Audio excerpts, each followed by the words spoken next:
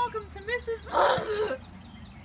Nature video. And today, I'm gonna teach you how to build a shelter and how to make a fire. See you over there.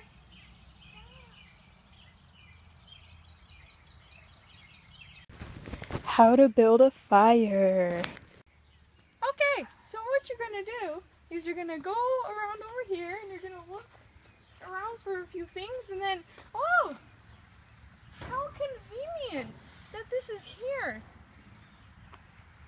to light a fire for you. So you're just gonna open it and you're gonna click it on and you got a fire. All right. How to make a shelter.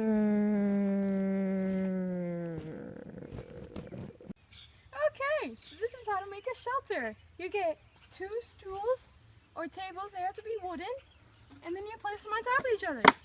And then you wait about 2 hours. See you then! Okay, so now that you've waited your 2 hours, this is what it should look like. Maybe different colors, variations, but this is about it. Thanks for watching!